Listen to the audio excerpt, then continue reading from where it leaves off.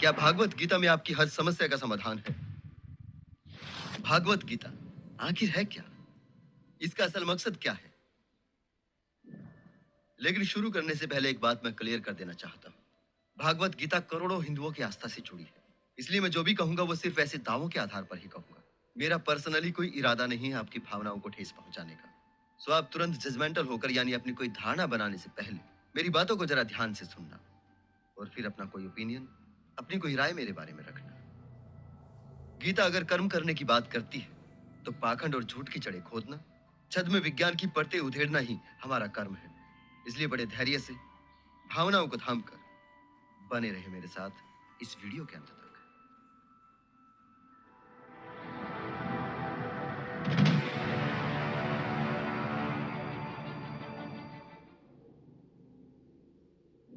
First law of thermodynamics कहता है energy को ना तो बनाया जा सकता है और ना ही खत्म किया जा सकता है।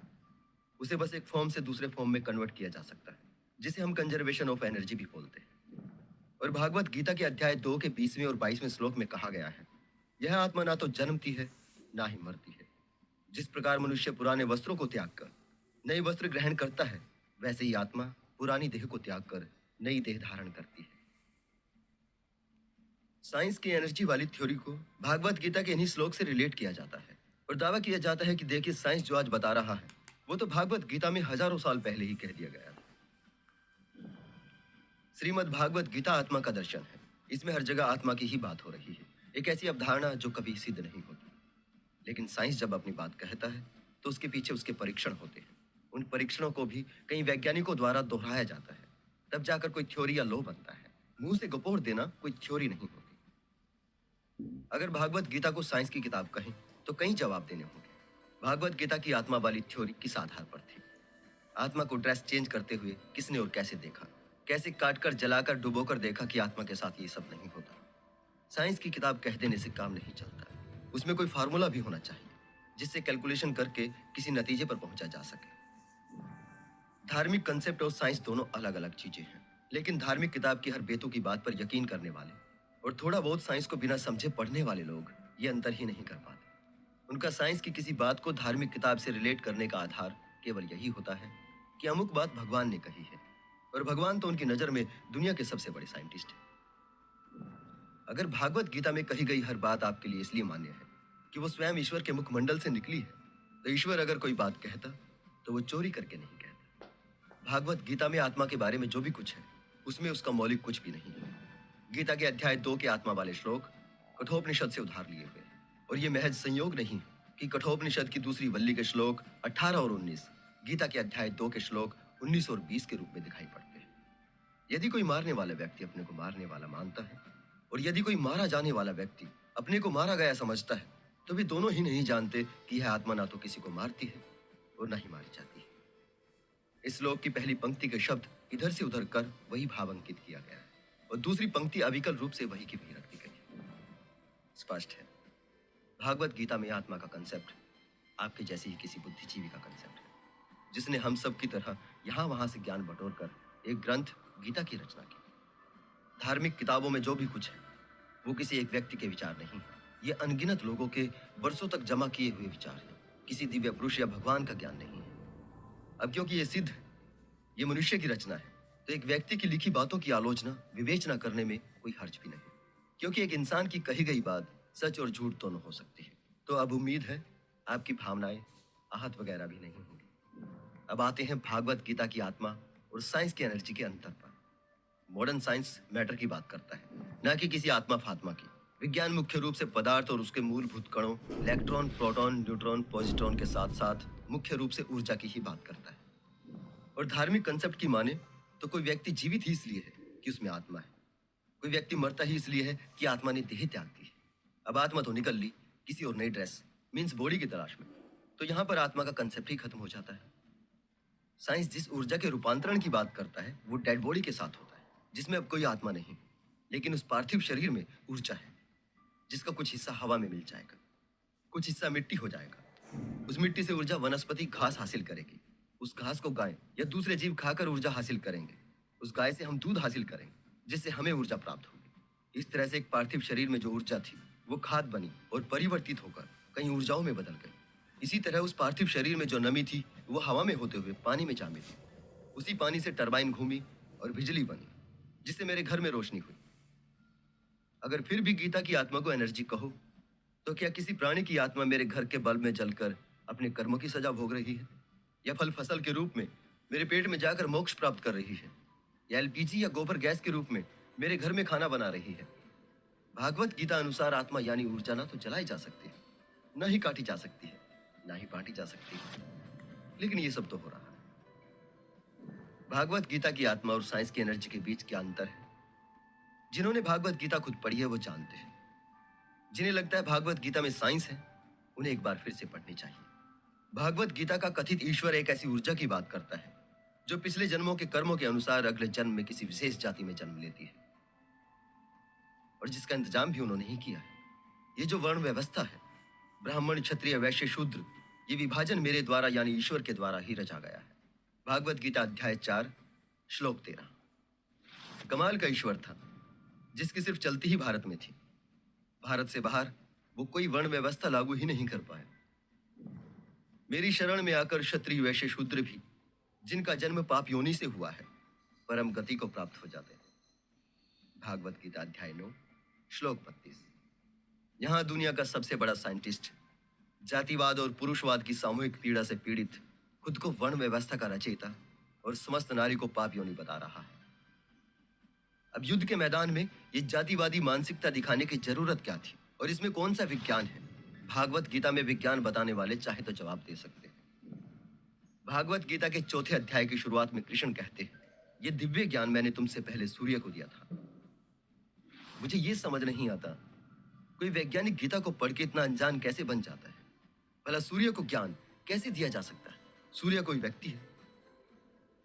अगर कोई कहे कि सूर्य किसी राजा का नाम था, तो भागवत गीता के यथा स्वरूप में साफ लिखा है कि है सूर्य भगवान के चक्षु के समान तेज है, और उन्हीं की आज्ञा अनुसार काल चक्र में भ्रमण करता है, और यही सूर्य समस्त लोगों के अधिपति है।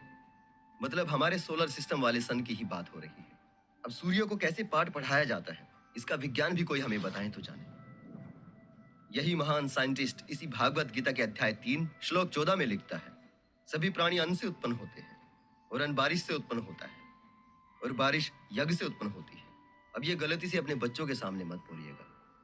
आपको शायद पता ना हो, लेकिन आपके बच्चे जरूर जानते हैं कि बारिश कैसे होती है।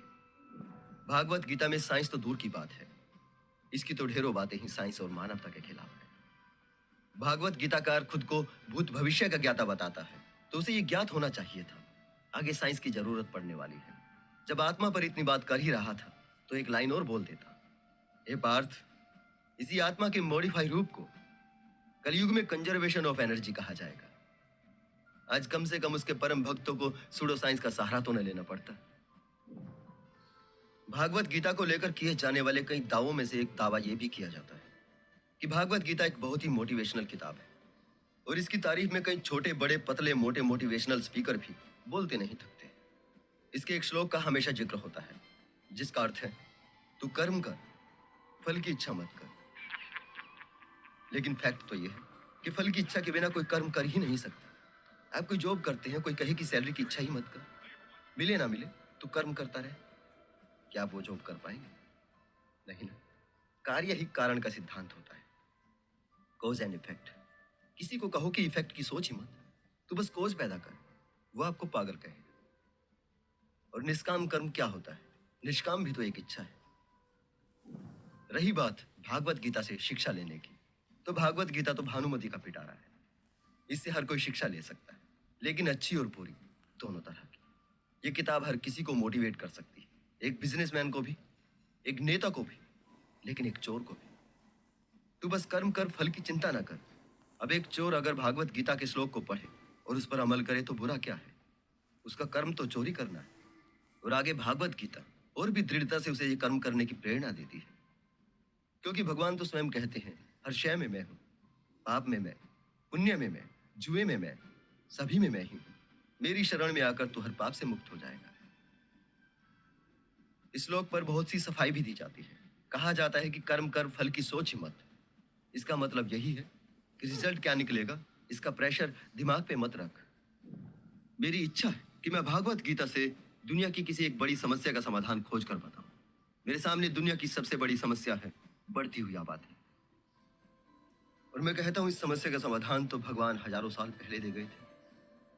भागवत गीता के अध्याय 2 के 47वें श्लोक में परिवार नियोजन का मंत्र छुपा है। तू बस कर्म कर, फल की इच्छा मत कर। यहां फल को संतान समझे। अगली लाइन में वैवाहिक जीवन को सुखमय बनाने का भी मंत्र। कर्म करने से भी मोना हो। इक्वेंटिस, यहाँ आपको शेयर मार्केट के टिप्स नहीं मिलेंगे, पैसा डबल करने की स्कीम।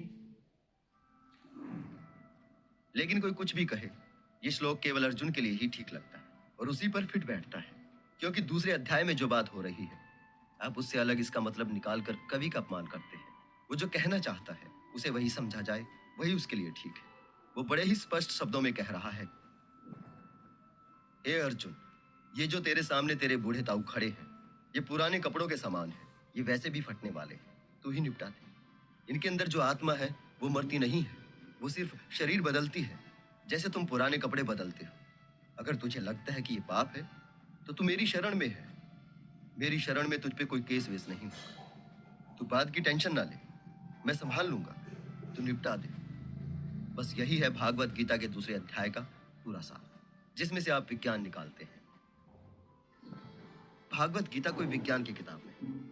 भागवत गीता में किसी समस्या का कोई समाधान नहीं, बल्कि ये सभी धर्मों के ग्रंथ आज समाज के लिए खुद एक समस्या है। तू कर्म कर, फल की चिंता ना कर। इसका मतलब तो धरातल पर यही नजर आता है कि मेहनत के फल पर मेहनती का अधिकार नहीं है। उस मेहनत के फल पर साहूकारों का, राजनेताओं का और सबसे पहले पंडों का अधिकार है। और यही इन किताबों में जगह जगह दिया गया है। हर बात इसी के इर्द गिर्द बुनी गई है। हवन करवाओ, दान करो, ब्राह्मण चारों वर्णों में श्रेष्ठ है, उसका सम्मान करो। सब कुछ मोह माया है, केवल ब्रह्म ही सत्य है। और इस धरती पर ब्राह्मण ही ब्रह्म रूप है। उसे नाराज मत करो, नहीं तो नरक में जाओगे। और ये सब मनवाने के लिए ही इन सब बातों के साथ थोड़ा इधर उधर का ज्ञान एक बेहतरीन कवि कौशल के साथ कथित भगवान के मुंह में डाला गया था। और ये सभी धर्मों की बात है। बाइबल, कुरान, भागवत गीता, पुराण, ये जितनी भी आसमानी किताबें हैं वो सभी जमीनी लोगों की रचनाएं हैं। इनमें उनकी अभिलाषाएं हैं, स्वार्थ है और मकसद है। तब उन्हें स्थापित करने के लिए अवतार उतारे गए, पैगंबर बुलाए गए थे। और आज क्योंकि ज्ञान विज्ञान के इस दौर में अवतारों पैगंबरों की नसबंदी हो गई है, तो सूडो साइंस का इस्तेमाल करके इन्हें बनाए रखने की अंतिम कोशिश है। इसी के जरिए आज के समय में बने रहना धर्मों की मजबूरी है। यह अस्तित्व की लड़ाई है, कुछ दिन तो जारी रहेगी। आखिर में सत्य सभी को स्वीकार करना ही होगा।